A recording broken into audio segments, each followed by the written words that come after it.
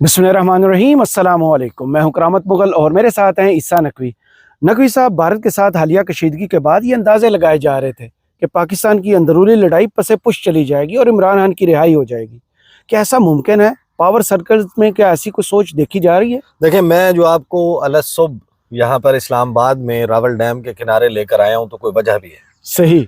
और ये इस वीडियो में ना हम साथ में इस वक्त जो रावलपिंडी इस्लामाबाद में इस वक्त की सिचुएशन है उसके ऊपर एक रिपोर्ट मेरे सामने है। Water crisis looms as dam level drops. जी।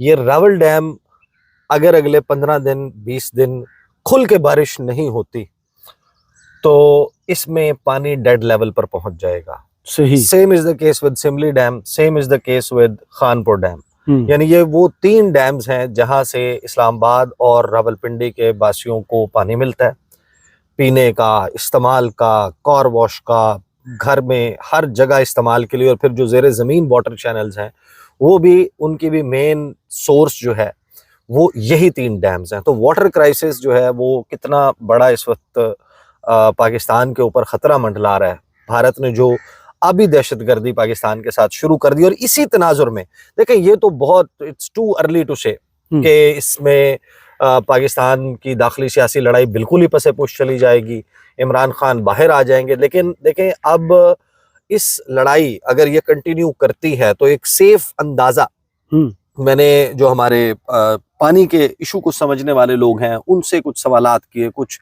दफ्तर खारजा के लोग हैं उनसे मैंने पूछा, तो उन्होंने कहा कि देखें, अभी तो एज ऑफ नाउ इंडिया की ये कैपेसिटी नहीं है कि वो मगरबी दरियाओं का पानी रोक सके या उसका रुख मोड़ सके। और ऐसा कोई इंफ्रास्ट्रक्चर बनाने के लिए उनको कम से कम 5 साल और $अरब रिक्वायर्ड है। सही। और इंडिया ने जिस तरीके से इसको इन अबेंस डाला है और अमेरिका की आशीर्वाद जिस तरीके से इंडिया को कोई बदला लेने के ऊपर उकसा रही है, तो इस तनाजुर में इंडिया ज़ाहिर है कि कुछ सोच के ही किया होगा। इंडस वाटर ट्रीटी को अगर वो डालते हैं इन अबेंस तो उनका ज़ाहिर है कि मकसद तो यही है कि वो इसको रीनेगोशिएट करवाएं अपनी फेवर में, पानी पाकिस्तान के हिस्से का भी रखने की कोशिश करें, ख़ास तौर पर उस मौसम में जब पानी की किल्लत होती है। सही। सर्दियों के मौसम में। सही। और जाहिर है कि जिस वक्त सैलाब का मौसम होगा, जब मॉनसून पीक होगा, जिस वक्त पहाड़ों पे बर्फ पिघलने का सिलसिला चल रहा होगा, तो उस वक्त वो पानी के स्पिलवेज खोल देंगे, पाकिस्तान की तरफ पानी आ रहा होगा। तो ये लड़ाई कम से कम 5 साल जो है वो अगले, आप समझ लें कि लड़ाई का वक्त है इंडिया के साथ। और इस लड़ाई में अब मेरा ख्याल है कि ये तो फैसले की घड़ी है ना। अच्छा। पाकिस्तान में let's just accept the reality के जो एस्टैब्लिशमेंट है उसका एक अपना ज़ाहिर के किरदार है, इदारों का अपना एक किरदार है। वो हुक्मरानों को किसको ग्रीन सिग्नल मिलता है, किसको नहीं, किसके नाम के ऊपर काटा है, किसके ऊपर नहीं, इस किस्म की चीज़ें ज़ाहिर है कि ये तो ज़बान ज़द आम है। अब सवाल ये है कि घोड़ा कौन होगा जिसके ऊपर आप राइड करते हुए ये लड़ाई लड़ेंगे, शहबाज शरीफ या इमरान खान? ये अब ये 2 प्रोपोजिशंस है ना। अभी इस वक्त हम जब बात कर रहे हैं मौजूदा सूरत हाल में जो सबसे महंगी सियालकोटी जुगत हमने देखी इस पाक भारत कशीदगी की, जिसमें आपके वजीरे दिफा ख्वाजा आसिफ एक चैनल को इंटरव्यू देते हुए कहते हैं, जब उनसे सवाल होता है कि पाकिस्तान हार्बर करता रहा है टेररिस्ट को, तो वो जाहिर है कि जुगत लगाते हैं। वो कहते हैं कि हाँ, हम अमेरिका के लिए और बरतानिया के लिए, आपके लिए हम दहशतगर्दों को पनागाहें देते रहे हैं, दहशतगर्दों को पालते रहे हैं। ये बात तो दुरुस्त है। सही। लेकिन ये बात ख्वाजा आसिफ को नहीं करनी चाहिए और ख्वाजा आसिफ नहीं कर सकते।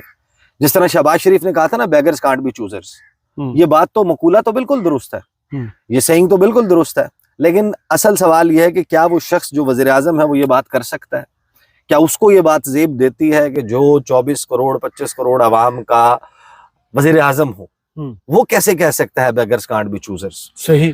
जब अमेरिका हमला करता है इराक के ऊपर और नारा लगाता है कि यहाँ पर बड़े पैमाने पर तबाही फैलाने वाले हथियार मौजूद हैं, वेपन्स ऑफ मैस डिस्ट्रक्शन, तो वेपन्स ऑफ मैस डिस्ट्रक्शन वहां पर मिले नहीं मिले? क्या कभी किसी अमरीकी सेक्रेटरी खारजा ने, वज़ीर खारजा ने, वज़ीर दिफा ने कहा कि there were no weapons of mass destruction और हम वहां पर मिडल ईस्ट में अपने मखसूस मकासद के असूल के लिए गए थे?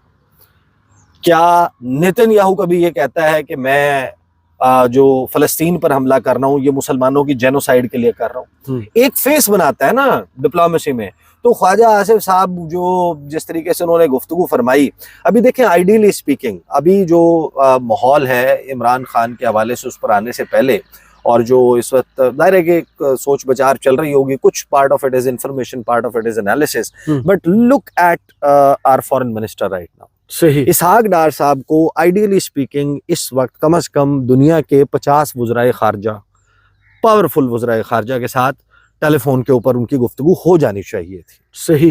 कितनों से हुई आपको मालूम है जी।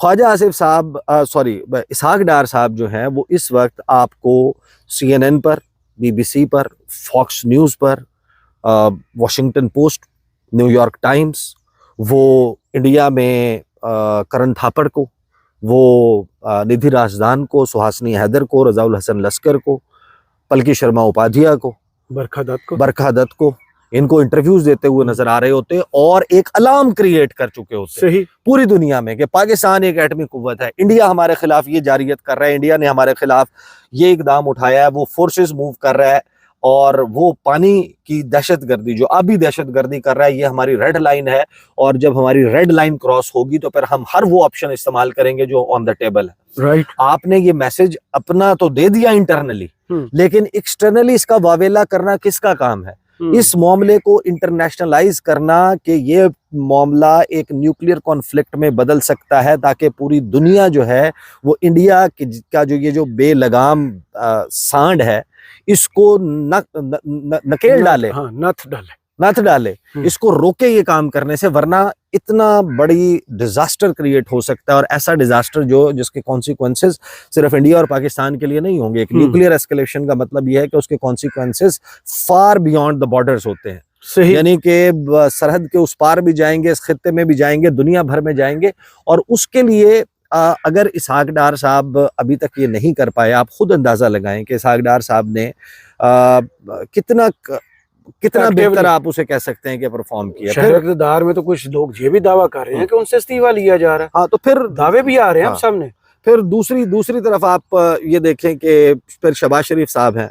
शहबाज शरीफ जो बाइडन के साथ मुलाकात के लिए लाइन में लग के इंतजार करते हैं 2-2.5 घंटे, उसके बाद उन्हें एक फोटो ऑप मिलता है। उनका कितना इनग्रेस है वर्ल्ड लीडर्स के साथ, कितनी उनकी जो है वोसिफरसली, कितना आर्टिकुलेट मैनर में वो पूरी दुनिया के सामने गुफ्तगू करते हैं, पाकिस्तान का मुकदमा रखते हैं। उनका तरीक़ाकार ज़ाहिर है कि सबको मालूम है कि वो किस तरीके से कभी एंटोनियो गुटेरेस की कोनी जो है वो रगड़ते हुए नजर आते हैं, जहाज पे कभी उनको वो खींच रहे होते हैं, फिर वो कभी तुर्की के सदर तैयब अर्दवान को आम का जायका हाथ के इशारों से समझाने की कोशिश कर रहे होते हैं। फ्रांस में तो छतरी लेके निकल गए, खातून को भीगता छोड़ के बारिश में उसकी छतरी खींचकर जिस तरीके से जाते हैं। तो ये ज़ाहिर है कि शहबाज शरीफ का फिर वो कभी आपको जो है वो जर्मन जबान में अपनी गिनती सुनाते हैं, वो फिर रशियन जबान में गिनती सुनाते हुए, जर्मन जबान पे अपना अबूर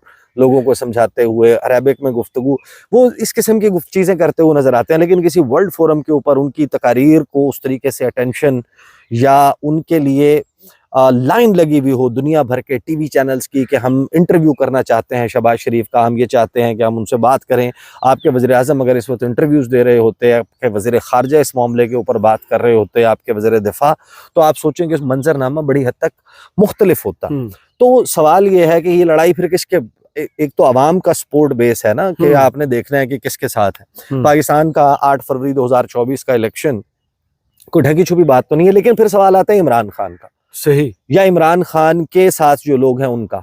इमरान खान पॉपुलर हैं, इमरान खान का जो अच्छा, उस दूसरी साइड पर आने से पहले सबसे पहला सवाल ये कि इमरान खान का फॉर एग्जाम्पल निकलना जी, इमरान खान का बाहर निकलना भी तो एक सियासी अदम इस्तेहकाम है। बिल्कुल ऐसे ही। फिल वक्त वो इमरान ने राना सनाउल्लाह साहब का बयान सुना होगा जो उन्होंने दिया उस पर, आज न्यूज़ पर, कि इमरान खान बाहर खुद नहीं निकलना चाहते, वो तो ये कह रहे हैं कि वो अंदर ही बैठना चाहते हैं। देखिए, इमरान खान अगर बाहर आते हैं for example in just imagine a scenario, तो उस वक्त क्या सिचुएशन होगी? उस वक्त सिचुएशन ये होगी कि एक तो जाहिर है कि मौजूदा हुकूमत, उसका चलना तकरीबन मुमकिन नजर नहीं आएगा। अगर आपने इमरान खान को इवेंचुअली किसी तरीके से इक़्तिदार में लाना है तो उस सूरत में इमरान खान का एक ऑब्वियसली मुकदमा है मौजूदा सियासी जमातों के खिलाफ। जी। ये तो जाहिर है कि बात आपको पता है कि इमरान जो भी जाहिर है कि गुफ्तगू अपोजिशन में रहते हुए होती है, वो हुकूमत में आने के बाद बड़ी हद तक तब्दील हो जाती है। लेकिन fact of the matter is कि इमरान खान अगर आते हैं और मौजूदा हुकूमत में अहम पोजीशंस पर बैठे हुए लोग, उनके हवाले से उनकी पार्टी के बहुत सारे लोगों का मौक़िफ़ है कि हम तो बदला लेंगे, सही। हम तो बदला लेंगे। तो वो एक अदम इस्तेहकाम उससे भी क्रिएट होगा, और फिर ये सियासी जमातें जो इस वक्त इक़्तिदार में बैठी हुई हैं, ये एक एहतजाज की स्प्री पर या उस पर निकल जाती हैं। तो अदम इस्तेहकाम तो इन एनी केस अभी भी है, और इमरान खान के आने के बाद पहला झटका तो बहुत ही खौफनाक किस्म के अदम इस्तेहकाम का ये होगा। हुकूमत इमरान खान की एक झलक क्या बर्दाश्त कर सकती है? क्योंकि माजी में हमने देखा कि जब वो नैब तरमीम वाले केस में एक पिक्चर लीक हुई थी, मार्केट से शर्ट्स खत्म हो गई, इलेक्शन से पहले इमरान खान की एक तस्वीर लीक हुई, तो माहौल ही चेंज हो गया। तो एक झलक की भी ये बर्डन बर्दाश्त कर पाएंगे? ये सूरत हाल है ना। तो फिर दूसरी तरफ आप ये देखें कि सारी सूरत हाल में अगर Imran Khan for example right now अगर आप कंपैरिजन करते हैं, एक तो आपका ये क्लैरिटी होनी चाहिए कि आपकी ज्यादा रिलायंस अपने रीजनल पार्टनर्स पे हो। सही। रशिया के ऊपर हो, चाइना के ऊपर हो, टर्की के ऊपर हो, सऊदी अरब है, गल्फ है, ईरान है, इन ममालिक के साथ आपका ज़्यादा जो है वो इंटरडिपेंडेंस होनी चाहिए। इनके साथ आपकी स्ट्रेटेजिक पार्टनरशिप्स होनी चाहिए, बजाय इसके के साथ समंदर पार अमेरिका जो हमारे सबसे बड़े दुश्मन इंडिया का स्ट्रेटेजिक पार्टनर है। लेकिन अगर आप ये सोचेंगे Imran Khan if he comes out, और दुनिया का कौन सा आपके ख्याल में मीडिया यानी शहबाज शरीफ ने तो फरीद ज़करिया को इंटरव्यू नहीं दिया, स्टीफन साकर को इंटरव्यू नहीं दिया, हमारे वज़ीर ख़ारजा इसहाक डार साहब वो गर्दन खुजाने लग गए थे स्टीफन साकर को इंटरव्यू देते हुए, माथे के ऊपर पसीना किस तरीके से आ गया था, इलाज के लिए आया हूं। तो वो इंटरनेशनली अगर इंटरव्यूज़ दे रहे होते तो ये शायद सवाल ही ना पैदा हो रहा होता। अगर पाकिस्तान के तमाम मामलात उन्होंने बेहतरीन अंदाज से मौजूदा हुकूमत ने संभाले हुए होते तो फिर तो ये सवाल ही पैदा ना होता। ये सवाल पैदा ही इस वजह से हुआ है कि जो मौजूदा हुकूमत है वो बहुत सारे फ्रंट्स के ऊपर, बावजूद इसके कि पूरी कौम ओवरवेलमिंग मेजॉरिटी का सेंटिमेंट एंटी इंडिया खड़ा हुआ है, लेकिन मौजूदा हुकूमत की परफॉर्मेंस के ऊपर सवालात तो मौजूद है ना। बिल्कुल सही। कि आपको जो कुछ करना चाहिए था, अगर शाह महमूद कुरैशी या इमरान खान की बात करें, दुनिया का कौन सी मीडिया ऑर्गेनाइजेशन होगी जो इस वक्त नहीं सोच रही होगी अगर in case they come out कि वो उनसे ज़रा इंटरव्यू करें और उस मौके के ऊपर वो इंडिया के हवाले से पाकिस्तान का मामला और इस मामले के ऊपर इसको इंटरनेशनलाइज करते हैं, इस पर सेंसिटाइज करते हैं, तो जाहिर है कि एक पाकिस्तान के लिए तो पाकिस्तान के हक में तो बेहतर चीज़ है। और आलमी फोरम्स के ऊपर नुमाइंदगी करना, फिर आरएसएस आइडियोलॉजी को पॉइंट आउट करना और बताना कि किस तरीके से ये जो बीजेपी आरएसएस गठजोड़ है, नरेंद्र मोदी के क्या लिंक्स हैं और किस तरीके से हिंदुत्व सुप्रीमेसी की आइडियोलॉजी कि हिंदुस्तान सिर्फ हिंदुओं का है, ये हिंदू इसका नाम ही इस वजह से है, और ये सारा मामला इसको जाहिर है कि ये करना, इंटरनेशनलाइज करना, इसके लिए आपको सवाल तो ये है ना कि अगले 5 साल अगर ये लड़ाई चलनी है, हम 2025 की बात कर रहे हैं, 2030 तक अगर इंडिया ये प्लान करता है इस किस्म का कोई, ये मफरूजे है ना, अगर तो जाहिर है कि अगर मफरूजे हैं, तारण की जो हमने वीडियो देखी उसमें तो कह रही है उनके पास कैपेसिटी नहीं है तो, लेकिन वो छेड़छाड़ तो करना शुरू कर चुके हैं ना। अगर वो कल को ये अनाउंस कर देते हैं या वो रीनेगोशिएट करने पर अड़ जाते हैं, वो अपनी बात से पीछे नहीं हटते, तो इट्स अ लॉन्ग विंटर, यानी कि द विंटर इज कमिंग जी। तो जिस विंटर की आपको तैयारी करनी है, जिस सख्त मौसम की आपको तैयारी करनी है, उसमें सवाल ये है कि क्या मौजूदा सियासी लड़ाई इसको बरकरार रखते हुए, मौजूदा सियासी अदम इस्तेहकाम इसको बरकरार रखते हुए, क्या आप ये देखें ये जो वॉर मॉन्गरिंग और ये सारा कुछ है, ये इस वक्त एक हाइटेंड टेंशंस हैं, बॉर्डर पे सिचुएशन है, ये 15 दिन टीआरपीज होंगी इसकी, 20 दिन इसकी आई बॉल्स होंगी, 25 दिन होंगी, 30 दिन होंगी, उसके बाद ये ड्रॉप डाउन हो जाएगा इवेंचुअली। और आपको एक शख्स या एक आपको इस वक्त सियासी लड़ाई की तरफ आई बॉल जाने से पहले आपको कुछ ऐसा करना है कि जिससे इस मामले को एक मुल्क में यूनिटी भी पैदा हो, मुल्क में यूनिटी का एक मैसेज भी जाए, और पाकिस्तान के तमाम जो लोग हैं वो इस वक्त एक्सटर्नल एनिमी पे फोकस करें, इंटरनल दाखिली सियासी लड़ाइयाँ। देखिए आपका मुल्क का आइन है, आइन की किताब जो उस आइन को मानता है उन तमाम लोगों के साथ बात भी होनी चाहिए। और अगर आपको इंडिया जैसे मुल्क का मुकाबला करना है तो वो अपनी दाखिली सियासी लड़ाई के साथ नहीं हो सकता है। लिहाजा यही वजह है कि ये सवाल जो है वो डिस्कस हो रहा है।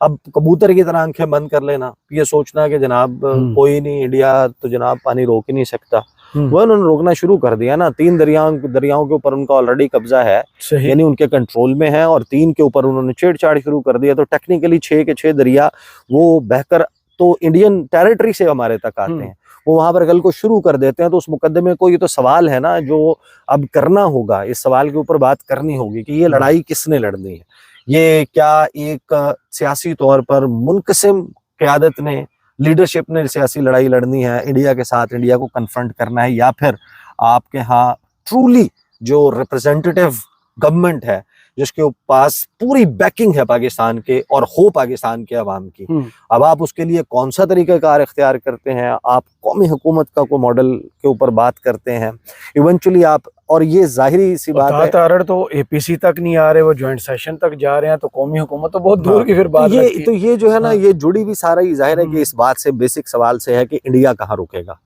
अगर तो इंडिया नहीं रुकता और इंडस वाटर ट्रीटी को जिस तरीके से उसने इन अबेंस डाला है, इस डिसीजन को रिवर्स नहीं करता, तो I think then there is a need के आपको अपनी सियासी लड़ाई को खत्म, अगर आप नहीं भी कर सकते, पॉलिटिकल फॉल्ट लाइंस बहुत ज्यादा हैं, कम से कम आपको इसको बैक बर्नर पे डालना होगा। आपको इसको एक ऐसी सिचुएशन में लेकर जाना होगा कि जहां पर कम से कम जो करंट लेवल ऑफ एनिमोसिटी है, जो दुश्मनी का जो करंट लेवल है, इसको आप ब्रिंग डाउन करें। अदरवाइज आप को इस वक्त जिस दुश्मन का, जिस लड़ाई का सामना है, लड़ाई मौजूदा हालात में लड़ तो लेंगे, लेकिन लड़ना है बहुत मुश्किल।